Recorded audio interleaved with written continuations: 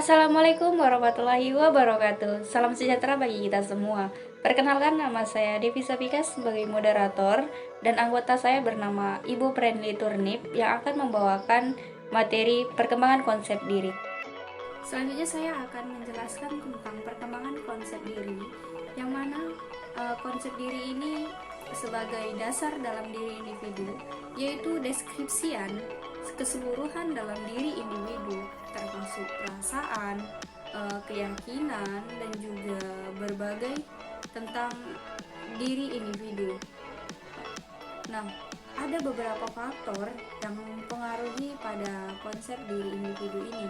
Yang pertama ada orang tua, yang mana merupakan awal terbentuknya suatu diri individu itu, yang baik itu karakter, pola kelakuan, dan lain sebagainya.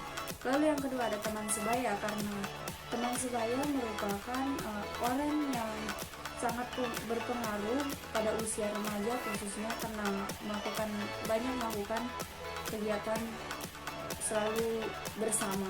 Lalu ada masyarakat, yang mana masyarakat ini mereka si individu sering melakukan interaksi, baik itu di masyarakat, berkelompok, yang bisa dipelajari pada individu. Lalu yang keempat ada belajar, yaitu proses belajar pada diri individu. Nah, faktor lain juga mengapa konsep individu itu bisa terjadi, karena ada tepat dan kesamaan pada diri individu dengan orang lain. Lalu yang kedua ada fleksibilitas, yaitu adaptasi pada kebebasan remaja terhadap orang lain. Yang ketiga ada kontrol diri, yang mana remaja dapat mengontrol dirinya dan sikapnya terhadap orang lain pada kehidupan sehari-hari. Ada juga faktor yang mempengaruhi konsep diri pada diri individu, yang mana yang pertama ada media massa. Bisa kita ketahui media massa pada saat ini sangat berpengaruh pada dunia globalisasi, baik itu individu, remaja, anak-anak, sehingga ke dewasa. Nah, di dalam media massa banyak pembelajaran, baik dari mulai dampak positif ataupun dampak negatif yang ditimbulkan. Lalu ada materialisme, yaitu sebagian harga diri ataupun juga citra diri, yang mana materialisme ini bisa kita ketahui semua orang bergantung pada materialisme ataupun benda-benda material. Lalu yang ketiga ada komunikasi teman sebaya, karena teman sebaya ini kan banyak individu yang selalu bergaul, ataupun setiap individu pasti bergaul ataupun bersosialisasi serta berinteraksi dengan orang-orang, khususnya temannya sendiri. Komunikasi keluarga yang utama, karena keluarga ini adalah dasar dari diri individu itu terbentuk. Lalu ada masa remaja, karena pada masa remaja ini terjadi pergolakan usia, yang mana dari masa anak-anak ke masa remaja. Hal ini terjadi karena bisa mengakibatkan ataupun berpengaruh tekanan emosional yang sangat tinggi, serta kurangnya remaja dalam mengontrol ataupun tingkat ketingginya emosional pada diri individu. Bisa dibilang masa labil pada diri seseorang. Lalu ada jenis kelamin dan konsep diri remaja. Ada faktor yang bisa kita ketahui, jenis kelamin juga mempengaruhi baik itu laki-laki maupun perempuan, karena setiap individu memiliki, baik itu laki-laki maupun perempuan, memiliki jenis karakteristik, ciri-cirinya berbeda-beda pada saat memasuki masa remaja, seperti keadaan fisik lelaki menunjukkan daya pikirnya, ataupun ciri-ciri lainnya seperti tumbuhnya jakun, lalu tumbuhnya rambut di dada, dan lain-lain sebagainya.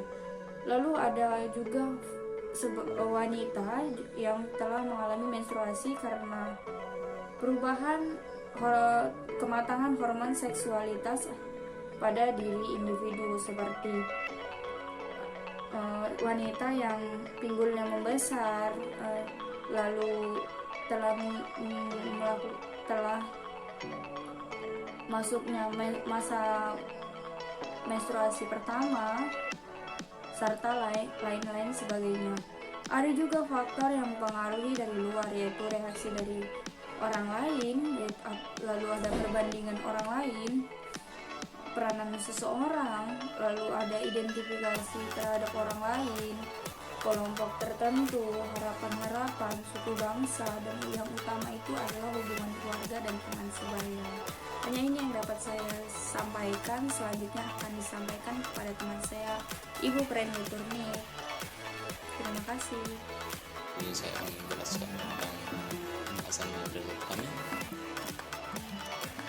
Nama saya Ibu Preni Turni.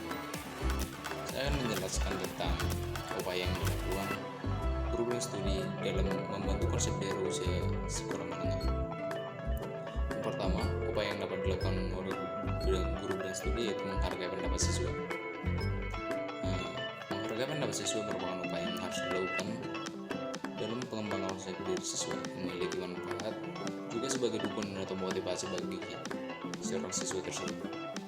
Dan yang kedua juga mengkondusifkan suasana proses belajar mengajar. Mengkondusifkan suasana proses belajar mengajar itu merupakan suatu hal tindakan dan upaya yang dilakukan seorang guru dan studi dalam pengembangan konsep diri siswa. Yang ketiga yaitu melatih siswa menghargai pendapat orang lain. Upaya ini juga merupakan upaya pengembangan konsep diri siswa ataupun siswi, melatih siswa menghargai pendapat orang lain, di mana saling menghargai pendapat sesama ataupun siswa dengan siswa atau siswa dengan guru, ini dapat menghindari perselisihan antara siswa dan siswi lain. Dan yang keempat yaitu meminimalisir penyebutan kelemahan siswa. Upaya ini dapat dilakukan dalam pengembangan konsep diri siswa, karena jika terlalu banyak menyebutkan kelemahan siswa, maka siswa itu akan merasa tidak nyaman. Dan jika guru meminimalisir penyebutan kelemahan siswa, siswa akan terpancing ataupun merasa lebih baik dan tidak merasa minder. Pola pemeriksaan tugas secara menyeluruh oleh siswa. Seorang penulis studi dalam pengembangan konsep diri merupakan sebagai faktor pendukung yang sangat penting. Mempola tugas secara mandiri juga sangat penting untuk melatih siswa dalam menentukan kelebihan dan kelemahan dalam pembelajaran, dan juga berfungsi sebagai pencipta kemandirian terhadap siswa. Dan selanjutnya saya akan menjelaskan tentang upaya yang dilakukan oleh kelas membantu konsep diri siswa. Yang pertama yaitu meminta siswa untuk menginventarisasikan dampak positif memiliki konsep diri positif, di mana hal ini bertujuan untuk bagaimana siswa memahami jika siswa tersebut memiliki konsep diri dalam dirinya dan memiliki pendirian. Dan yang kedua yaitu seorang guru dapat meminta siswa untuk menginventarisasikan dampak negatif memiliki konsep diri.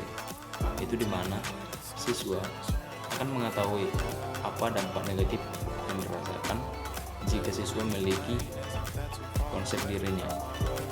Itu tidak menyebutkan siswa walaupun memiliki kesalahan yang sedikit atau kesalahan yang sepele.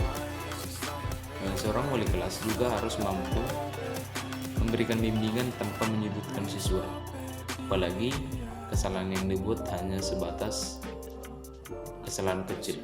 Hal ini dapat menyebabkan perkembangan konsep diri siswa akan terganggu.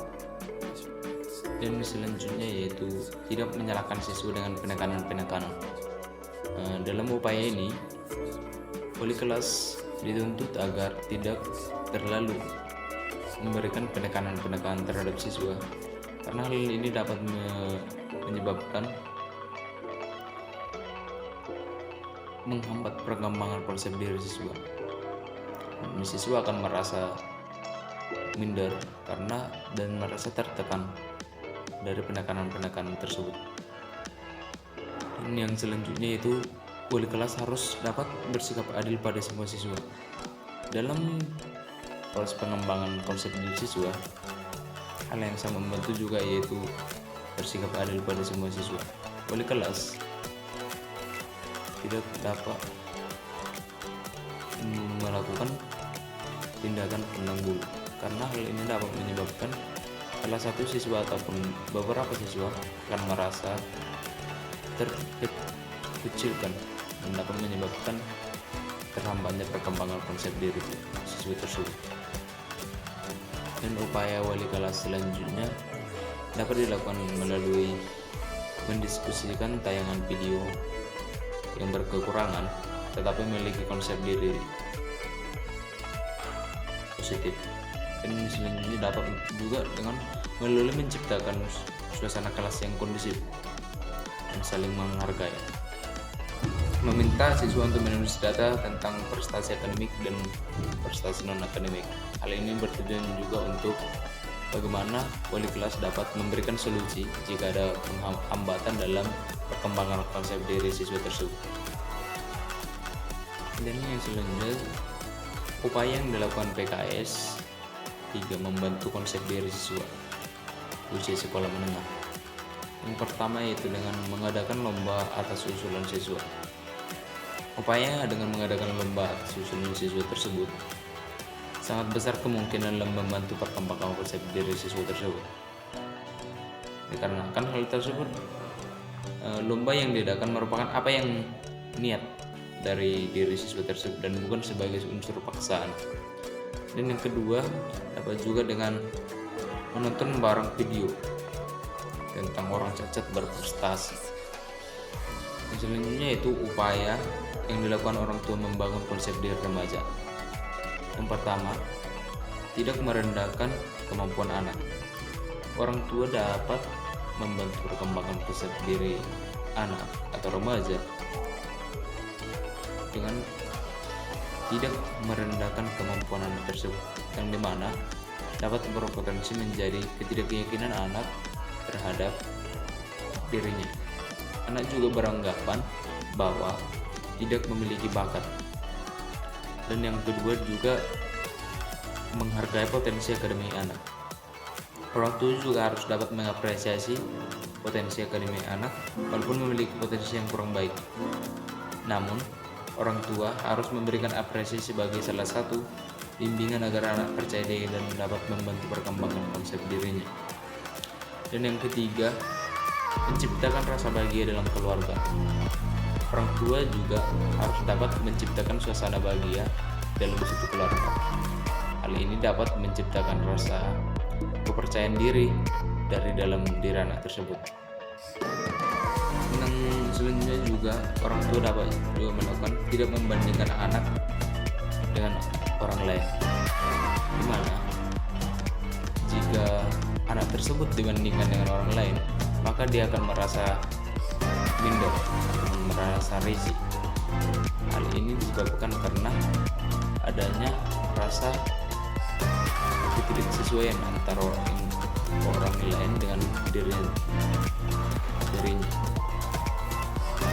Dan selanjutnya juga orang tua dapat tidak menyembelihkan anak di depan anggota keluarga.